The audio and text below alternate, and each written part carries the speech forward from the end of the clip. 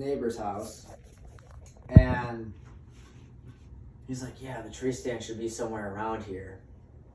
And I'm like, okay, do you know where it's at? He's like, yeah, somewhere around here. We are walking around in the forest for like 20 minutes looking for a damn tree stand. And I'm like, Andy, the sun's coming out. Like, we should be in the tree stand by now. And he's like, it's all right. And I was like, all right. So we keep walking. We finally find it. It's a 2-person tree stand. I'm looking at Andy's dad. I'm like, what the fuck? You know, he ain't fitting up here with us. So Andy and I crawl up the tree stand and sit up there. And Mr. Krolik just sits underneath the tree under us. I was like, damn it, you gotta be kidding me. I'm not gonna get a deer. And all of a sudden, we're sitting there, and I smell fucking smoke. And I'm like, what the hell? And I look down, and Mr. Krolik's just fucking smoking a cigarette while I'm out hunting. I'm like, dude, what the fuck? And I'm like, at this point, I'm like, dude, nothing's gonna come out here. And believe it or not, I see this deer just fucking coming up the hill. I'm like, no fucking way. Attracted by the smoke. Yeah, it probably was. And it was probably like 75 yards out, and I'm using just the iron sights. And I stood up in the tree stand, and Andy's sitting there laughing. He's like, oh, just sit down. I'm like, no, dude, I can't get past this tree. And I fucking hit it, and it just fucking hits it right in the spine. Like, it like that much, I would have missed it. I hit it right in the spine, and I paralyzed it. And it was sitting there flopping on the ground for like 10, 15 minutes.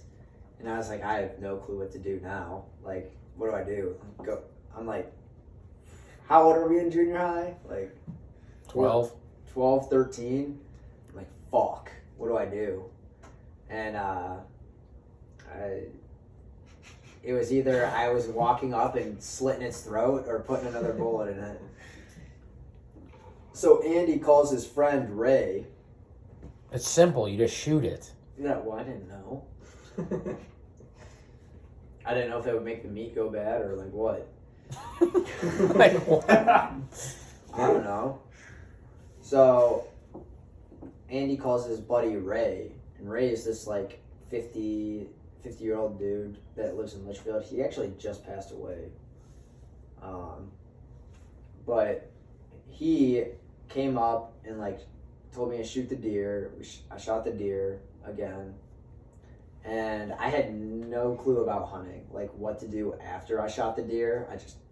He's like, all right, well, you know how to field dress? I was like, I've never done it before. Can you teach me? He's like, yeah.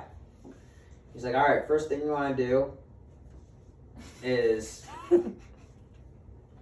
slice open the deer. I was like, all right. He's like, now you want to clean out its asshole so none of the fucking shit gets in that meat.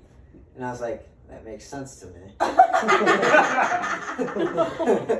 So I have like gutting gloves in my bag, and I'm putting these gutting gloves on. And he's like, what the fuck are you doing? I'm like, well, I ain't fucking about to stick my hand up this deer's ass without gloves on. And he's like, all right, whatever. And then I get a stick, and I start to like put it in there. He's like, what are you doing? I'm like, you want me to stick my hand in there? He's like, that's how you do it. You gotta scoop it out. So I'm like sticking my fucking finger in this dude's ass,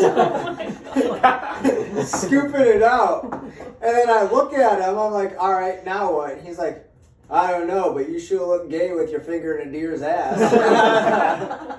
I was so pissed. Was there actually shit coming out? Yeah. Oh. So anyway, after that, like, he tells me how to gut the rest of it, and I'm like, all right, cool, thanks. We go to the Hungry Bear. I shit you not, this guy told every person in the Hungry Bear that I fingered a deer's ass. I'm sitting there like, fuck you, man. Oh my god. Dude, the best part about it is you got that deer mounted. So that deer's Oh, just yeah. staring at you. Knowing you fingered that deer's asshole. He paralyzed it and then fingered it. Oh. Oh, yeah. But that was the story of my first deer. Big one too. God, a nice 4-pointer.